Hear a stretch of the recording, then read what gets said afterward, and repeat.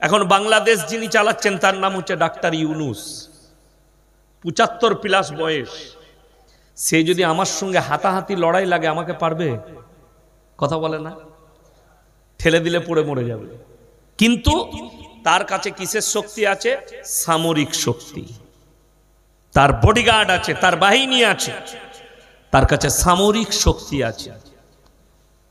এই রকম দেশের অনেক নেতা আছে যাদের কাছে সামরিক শক্তি আছে। আমাদের দেশের যিনি প্রধানমন্ত্রী, তাকে 3টে লেয়ার আছে তার কাছে বডিগার্ডের। কটা লেয়ার বললাম? 3টে ধাপ আছে। প্রথম নম্বরে যারা আছে,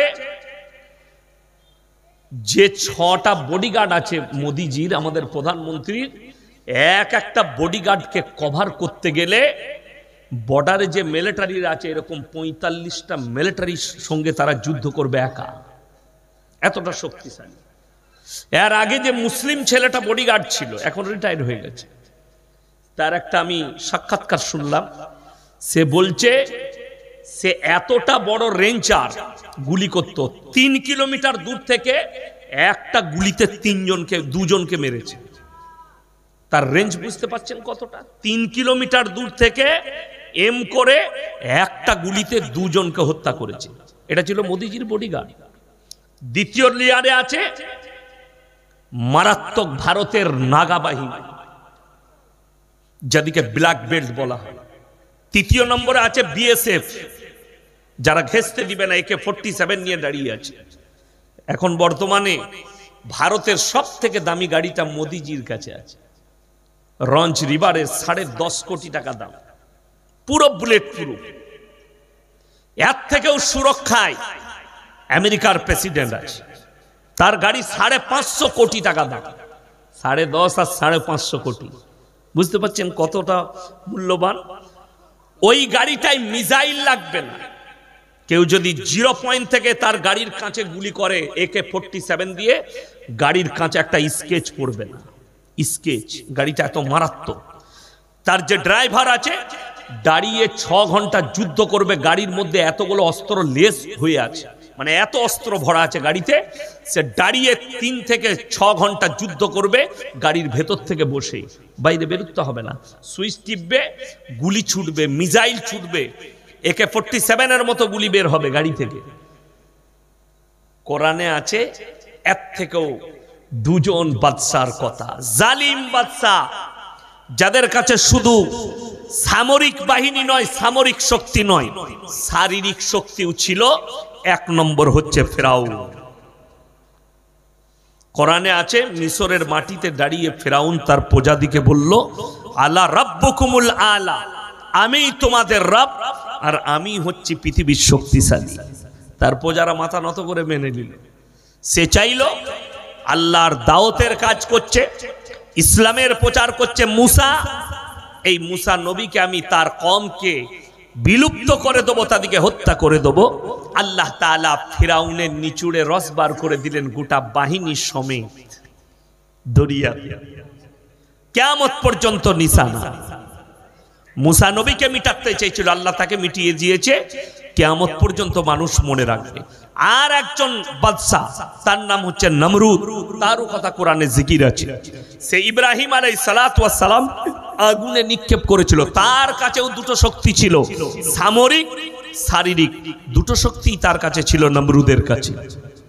আগুনে নিক্ষেপ করেছে, আল্লাহর কসম, আল্লাহ কোরআন আগুনকে হুকুম জারি করলেন, আমার আল্লাহ, কুল্লা ইয়া নারু কুনি বারদাও ওয়া সালামান আলা ইব্রাহিম, হে আগুন তুমি ক্ষান্ত হও, আমার ইব্রাহিমের একটা পশমকে তুমি জ্বালাতে পারবে না। জোরে বলুন সুবহানাল্লাহ।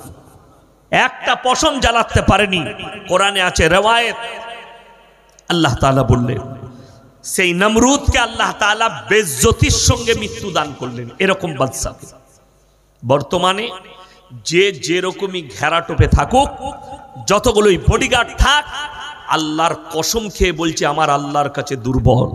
সে আমেরিকার প্রেসিডেন্ট হোক, রাশিয়ার হোক, পৃথিবীর যতগুলো বডিগার্ড আছে সব যদি কেউ নিজের কাছে রেখে দেয় তারপরেও দুর্বল। যদি বলেন দলিল কি আছে, ইমানদারির সঙ্গে বলুন, আমেরিকার প্রেসিডেন্ট যদি তার গাড়িতে থাকে, তার বাইরে বডিগার্ড, গাড়িটা সুরক্ষার গাড়ি, কিন্তু মালাকুল মউত এলে আটকাতে পারবে? জোরে বলুন না সুবহানাল্লাহ। আল্লাহর শুকর আদায় করুন, আল্লাহ কত শক্তিশালী। যত কিছুই থাক, কিন্তু আল্লাহ যদি মালাকুল মউত পাঠায়, পৃথিবীর আর কারোর কোনো কিছু করার নেই। কোরআন শুনেলেন মানুষের দম কত দূর। এই অনেকজনা মারদানগি দেখায় না, আমাকে খালি ছুঁয়ে দেখা দেখিনি, বলে না বলেন না, অনেকজনা শক্তি দেখায়। আমার পাওয়ার জানিস, আমি এলাকার নেতা, আমার পাওয়ার জানিস, আমি রাজ্যের একজন এমএলএ হও, এমপি হও, সকলকে বলি কোরআনটা শোনো। যদি তোমার মধ্যে ঈমান থাকে, ওয়ালাউলা ইজা বালাগাতিল হুলকুম আনতুম হিনা ইজিন তানজুরুন। এটা প্রত্যেকটা মুমিন ব্যক্তি যারা কোরআনকে বিশ্বাস রাখে, আল্লাহকে বিশ্বাস করে, আপনার চোখ দিয়ে পানি আসবে। আল্লাহ যে ভাষাটা বললেন, নবীজিকে নবীর চোখে পানি। ওয়ালাউলা ইজা বালাগাতিল হুলকুম, হুলকুম মানে হচ্ছে এই হালাকটা, এখানে একটা হাড় আছে না, কথা বলেন, হালাক কাকে বলে? অনেকজন যারা কারি আছে, কেরাত পড়ে, আমি কেরাত পড়েছি, আমাদের উস্তাদরা বলতো কফ হালাক সে নিকালো, এই জায়গা থেকে বের হয় বাড়ি কফ। দুটো আছে, একটা কাফ, এরকম করে এরকম এরকম, এটা কাফ। আর একটা হচ্ছে গোল, দুটো নোক্তা আছে, এটা হচ্ছে কফ। কফ আর কাফ দুটো অক্ষর, তো এইখান থেকে বের হয় কফ, এই জায়গার নাম হচ্ছে হালাক। আল্লাহ কোরআনে বলে ওয়ালাউলা ইজা বালাগাতিল হুলকুম, হুলকুমের মতলব হচ্ছে এই হালাকটা। আমি যখন তোমাদের মৃত্যুকে টেনে আমার ফেরেশতা এই হালাকে নিয়ে আসবে, আনতুম হিনা ইজিন তানজুরুন, তুমি বিছানায় শুয়ে খালি তাকিয়ে দেখবে, তোমার আর কোনো উপায় থাকবে না। যারা বলছেন ডাক্তার আছে দামি দামি, বড় বড় প্রফেসর ডাক্তার আছে, আল্লাহর কসম খেয়ে বলছি, ডাক্তার বাহানা, ওষুধ বাহানা। হায়াত আল্লাহ দান করেন, মৃত্যু আল্লাহ দান করেন, সুস্থতা আল্লাহ দান করেন। আমাদের কোন লোক যদি কলকাতা থেকে অপারেশন করে আসে আর যদি একটু সুস্থ হয়ে যায়, লোকে যদি জিজ্ঞেস করে কি করে ভালো হলি, বলে কলকাতার অমুক ডাক্তার আমাকে ভালো করে দিলে। বলে না, বলে না, একদম শিরকি ভাষা, এই ভাষা বলবেন না। আরে ভাই, কলকাতায় এমডিতে গিয়েছিলাম, একজন ডাক্তার বাবু দেখলেন, ওষুধ দিলেন, আর সেই বাহানায় আল্লাহ আমাকে শিফা দিলেন। এটা হচ্ছে সহি ভাষা, আল্লাহ শিফা দান করলেন।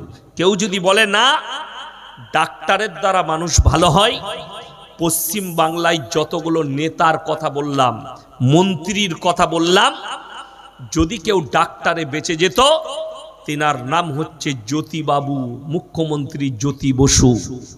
আমেরিকা থেকে বাই প্লেন ডাক্তার আনা হয়েছিল ওনার জন্যে, তারপরও হায়াত নেই, ডাক্তারে বাঁচবে না। মৃত্যু চলে এলো ডাক্তার আসার পরেও, ডাক্তার বাঁচাতে পারেনি।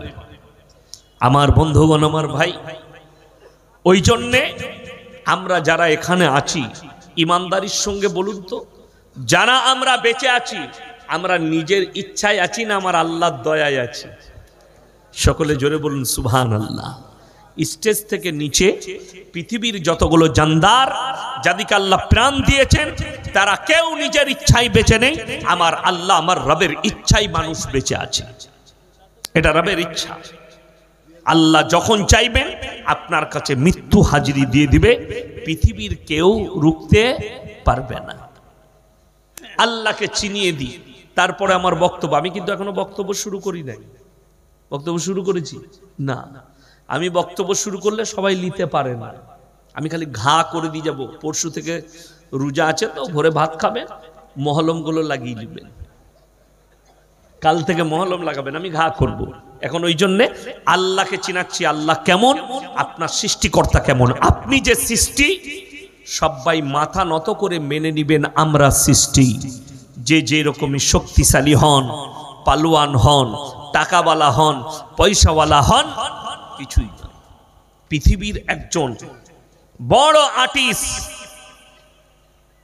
তার কাছে তার গোডাউনে কয়েকটা দামি গাড়ি, দামি মানে 5 কোটি 7 কোটি 8 কোটির গাড়ি।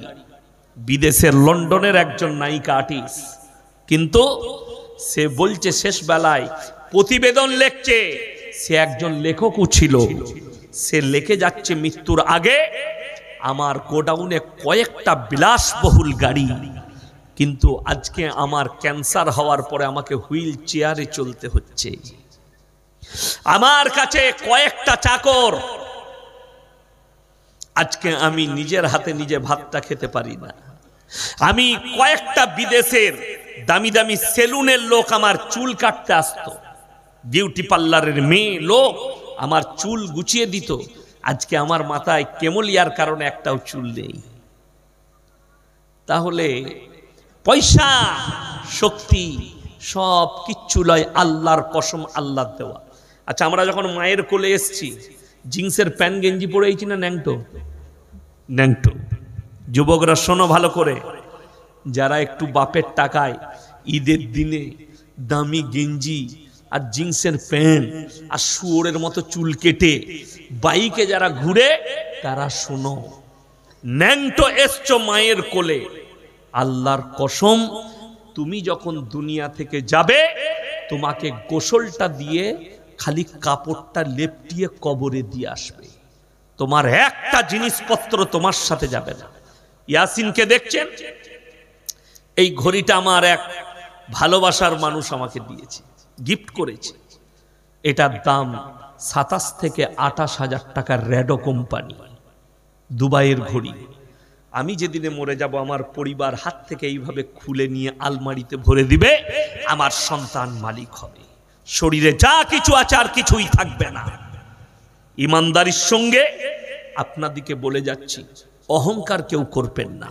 নিজের শরীরের শক্তির, পয়সার, মালের, সম্পদের, কোন রকমের ইলমের কোনো অহংকার করবেন না। চলুন, পৃথিবীতে যতগুলো মানুষ আছে, যে যত দামি হোক, নিজের প্রশংসা করার ক্ষমতা কেউ রাখে না। আমি মোবাইলে দেখছিলাম, ভারতের সব থেকে দামি পয়সাওয়ালার নাম কি? মুকেশ আম্বানি। বর্তমানে তাকেও ফেল করে দিয়েছে, তার নাম হচ্ছে গৌতম আদানি। গাদানি, যাই হোক, মুকেশ আম্বানি। জানেন তার বউকে দেখে কেমন লাগে? কত সুন্দর লাগে। তার বউ বলছে আম্বানিকে চাইনা রোবট কিনেছে, রোবট। ও বলছে রোবটটার সঙ্গে আমার সম্পর্ক, তাকে চুমু খাচ্ছে, আর বলবো না। কি বুঝলেন?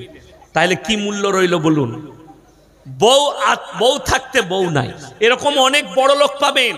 100 কোটির মালিক, 200 কোটির মালিক, সে আন্ডার প্যান্ট পরে সুপাই পড়ে থাকে, তার বউরা কুকুরের সাথে শোয়। আর আপনি উলাডাঙ্গায় বাস করেন, সকাল হলে মাঠে কাজে যান, তা না হলে জঙ্গিপুরে লিভার খাটতে যান, তা না হলে সাগরদিঘিতে কোনো দোকানে কাজ করেন, ঝাড়ু লাগান, কোনো মাদ্রাসায়, কোনো স্কুলে। আপনি এশার নামাজ বাড়িতে পড়ে, গ্রামের মসজিদে পড়ে, বিবির সঙ্গে বসে শাক ডাল খেয়ে বিবির গলায় ফজর পর্যন্ত হাত রেখে ঘুমাতে পেরেছেন, আল্লাহর শুকর আদায় করে। এর থেকে দামি সুখী লোক পৃথিবীতে আর কেউ নেই। কি আম্বানি বলছেন? আমাদের দেশের লোক মনে করে আম্বানিরা বড় লোক বলে না, ওরা মনে হয় সোনার মুরগি খায়। সোনার মুরগি খায় তো আম্বানি? সোনার মুরগি খাওয়া যাবে? ওটা আলমারিতে রাখা যাবে। বুকা সোনার ছাগল খাওয়া যায় না, আলমারিতে রাখা যায়। খাবার আল্লাহর কসম খেয়ে বলছি, রুজির মালিক কে? আল্লাহ। যদি এটা বিশ্বাস না হয়, সকালবেলায় উঠে বহরমপুর চলে যান, যেটা আপনাদের জেলা সদর, বহরমপুরে গঙ্গার কিনারায় যান, দেখবেন 100টা বড় লোক আন্ডার প্যান্ট পরে ছুটছে। কি হলো? শয়সু গয়কার র। ডাক্তারে বলেছে 3.5 কিলোমিটার হাঁটবি, না হলে মরে যাবি। এই ভয়ে ছুটছে সকালবেলা। কি বুঝলেন? খেতে পাই না। কলকাতার ডাক্তারকে কাগজ লিয়েছে, এরকম কাগজ, রিপোর্ট বেরিয়েছে, স্যার ওরে বাবরে 530 সুগার, মিষ্টি খাওয়া ছেড়েই দিতে হবে মোটামুটি। আমি লিস্ট করে দিচ্ছি, এগুলো খাবেন। স্যার কি কি খাবো? সকালবেলায় উঠে 1 কাপ বিনা চিনির লাল চা। বিনা চিনির লাল চা। আচ্ছা, আপনি যারা বিনা চিনির চা খায় তাদেরকে জিজ্ঞেস করুন, ভাই বিনা চিনির চা কেমন লাগে? বলবে দারুণ লাগে, খেয়ে দেখ। আর আমি বলছি ছাগলে মুখ দিবে না। বিনা চিনি চা কখনো ভালো লাগে? ওটা সুগার হয়েছে বলে ভালো লাগছে। ওদের বুঝতে পারেননি? 1 কাপ বিনা চিনির লাল চা, 1 মুঠো সাদা চিড়ে ভাজা, 1 মুঠো খালি সাদা চিড়ে ভাজা নিবি। আর কি লব? বলে আর কিচ্ছু লয়।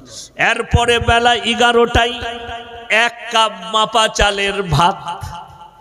1 কাপ চাল, কাপেতে যতটা চাল ধরবে তোর বউকে বলবি মেপে নিবে, দিয়ে যতটুকু ভাত হবে ওই ভাতটা প্লেটে নিবি। কি তরকারি কিনলু বসার? গরুর মাংস বলে ছুতে পাবি না, মুরগি বললে ধারে পাশে যাবি না, খাসি বললে স্বপনে ভাববি না। কি খাবো সার বললে খালি করলা ভাজি আর ভেন্ডি খাগা। এটা কিন্তু কোটিপতির লিস্ট, গরিবের লয়। আর সাগর দিঘিতে কাজ করে, গড়ের লোকের গাড়ি লোড করে। বেলা 12টা বেজেছে, চাচার হোটেলে বসেছে, মুসলিম হোটেল, কাবাব আর কুপ্তা আর আপনার বিরিয়ানি আর পোলাও আর গোস্ত ভুনার কিমা সব 1 প্লেট করে দে। মুচুড়ে খেয়ে আবার ভ্যান চালিয়ে চলে গেল। কে সুখী? শুনেলেন? এরপরে কোরআন শোনাবো। হযরতে জাকারিয়া মরিয়মকে বলছেন, ক্বালা ইয়া মারইয়াম আন্না লাকি হাদা। মরিয়ম মানে তিনি হচ্ছেন হযরতে ঈসা নবীর মা। ওয়াজকুর ফিল কিতাবি মরিয়ম ইদিন তাবাদাত মিন আহলিহা মাকানান শারকিয়্যা। মরিয়ম যখন পূর্ব দিকে এক স্থানে নিজেকে পর্দা করে নিল, ফাত্তাখাদাত মিন দুনিহিম হিজাব। বর্তমান আমরা যারা আছি পৃথিবীতে, ভবিষ্যৎ যারা আসবে দুনিয়াতে,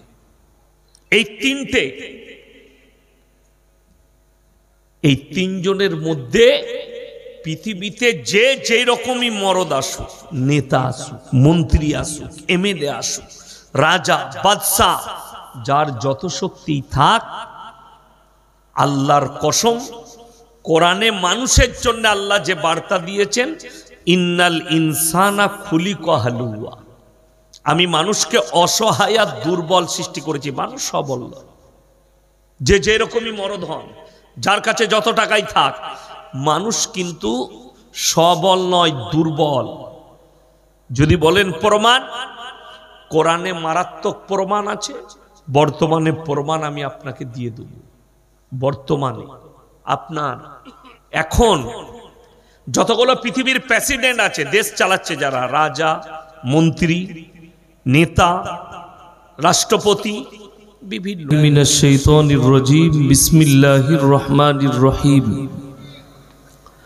কুলিল্লাহুম্মা মালিকাল মুলকি তুতিল মুলকা মান তাশা ওয়া তানজিউল মুলকা মিম্মান তাশা ওয়া তুইজ্জু মান তাশা ওয়া তুদিল্লু মান তাশা বিয়াদিকাল খায়র ইন্নাকা আলা কুল্লি শাইইন কাদির। ওয়া ইলা মাদিয়ানা আখর। ফাউজ বিল্লাহি মিনাশ শাইতানির রাজিম, বিসমিল্লাহির রহমানির রহিম। ইয়া আইয়ুহাল্লাযীনা আমানু কুতিবা আলাইকুমুস সিয়ামু কামা কুতিবা আলাল্লাযীনা মিন ক্বাবলিকুম লাআল্লাকুম তাত্তাকুন। ওয়া ইলা মাদিয়ানা আখর। ফাউজ বিল্লাহি মিনাশ শাইতানির রাজিম, বিসমিল্লাহির রহমানির রহিম। وَإِذَا لَقُوا الَّذِينَ آمَنُوا قَالُوا آمَنَّا وَإِذَا خَلَوْا إِلَى شَيَاطِينِهِمْ قَالُوا إِنَّا مَعَكُمْ إِنَّمَا نَحْنُ مُسْتَهْزِئُونَ اللَّهُ يَسْتَهْزِئُ بِهِمْ وَيَمُدُّهُمْ فِي طُغْيَانِهِمْ يَعْمَهُونَ إِلَى آخِرِ الآية। خَيْرُكُمْ مَنْ تَعَلَّمَ الْقُرْآنَ عَلَّمَهُ كما قال عليه الصلاة والتسليم।